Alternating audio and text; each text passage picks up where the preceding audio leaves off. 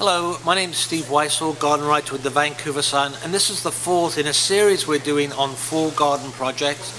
And today I want to talk to you about bulb planting, particularly tulips, daffodils and specialty bulbs. Now these bulbs are generally bigger than the smaller ones like the crocuses and snowdrops, so they require a little more effort, and you definitely need one of these things, a bulb planter, which and this is a quick release one, so you push it in the ground, lift out the soil, press the button, and it releases soil back into the hole. This will definitely be useful when you're planting these bulbs because they're a bit bigger than most.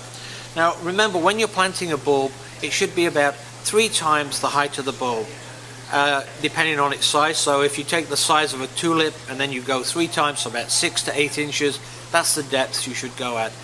Also with the pointy piece facing up. A lot of people don't know that. Now talking about tulips, the 2 important things to remember about tulips is to get the height and the time correct. You want to look at the size of the tulip, how high it's going to be, and also when is it going to bloom. And if you go to the garden centre where we are today, we're at Garden Works, you'll find on the packets it will tell you whether the bulb is a early flowering, mid-season flowering or late flowering tulip. So if you get one in the early or the mid or the late range, you know that you're going to get it either in early April or in March even, and through to May. The ideal thing is to get some in each category so you get a continuous sequence through the season. Now in terms of tulips, there are so many, it's very hard to decide. Usually people settle on colour schemes that they like, red and whites, blacks. But some of my favourites I want to bring to your attention are the Viridifloras. Viridifloras are green striped tulips. And my favourite of all is this one called Spring Green. Spring Green is one of the classiest tulips. There's also Flaming Spring Green, which is and there's parrot tulips too, but the Viridiflora tulips are really excellent. Now if you like dark tulips, a lot of people like dark burgundy colours, there are some wonderful ones. Queen of the Night is a good one, Blue Diamond is a great one, Black Hero is another really great dark tulip, and these look terrific combined with reds or even whites, and so you can make wonderful colour combinations using tulips. Now the one thing to remember with tulips is they need to be planted in a spot that does not get a lot of watering in the summer, because you want the tulip to go dormant and rest during the summer. If you put it in a place where it gets rained on, or rather watered a lot in the summer, it's going to rot, it's not going to go into its dormancy, and it's not going to reproduce the next year. Now I want to talk to you about daffodils. Daffodils, again, my favourites are the miniature daffodils, but the other group that I really like are these, and they are called the Fragrant Daffodils.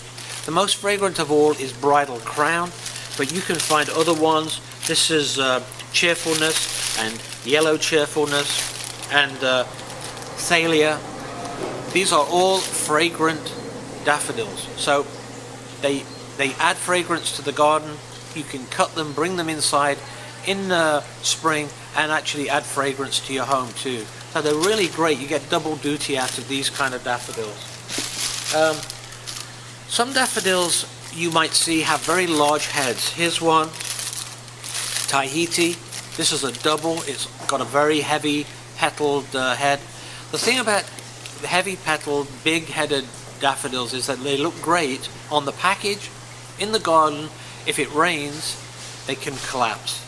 So you have to think, do I really, if I'm going to put this in the garden, I want to put it somewhere where it might be protected a little bit from heavy rain, or you might even want to put it in a container.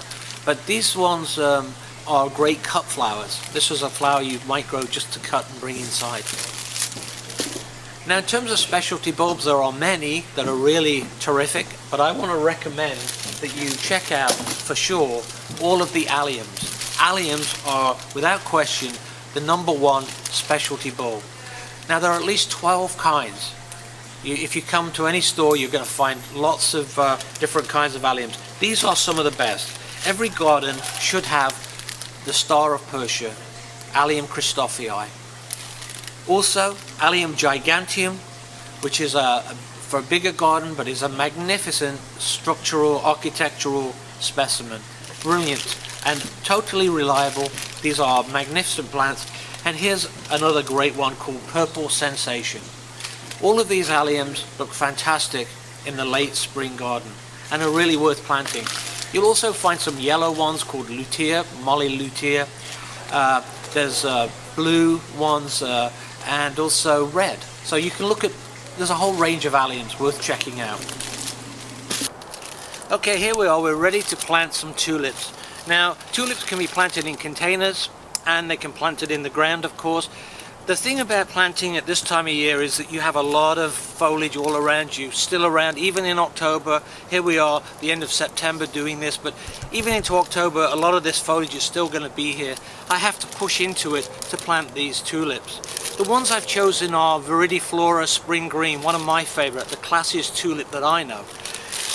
I'm going to use this I'm going to use this planter. It's a quick release one.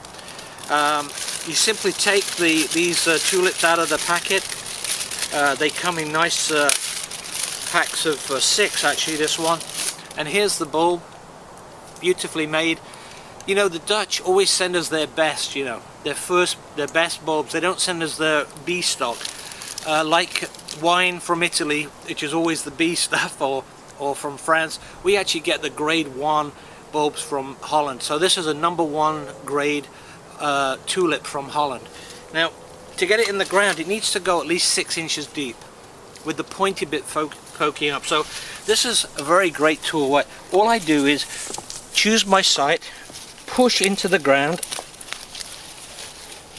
and then lift out. And as you can see, all the soil is nicely contained in this, and the bulb is ready to go. Push the bulb as deeply into the hole as you can, right into the bottom. You'll find it goes down about 6, well, at least 5-6 inches. And then there it is in the hole, and all I'm going to do is press this trigger and release the soil back and tap it down. And that is how you plant a tulip. Now the thing is, you have to do that about 50 to 60 times for an impact, to create a display that has any impact. So you're on your knees quite a bit, and to protect your knees you need a kneeler or some knee pads.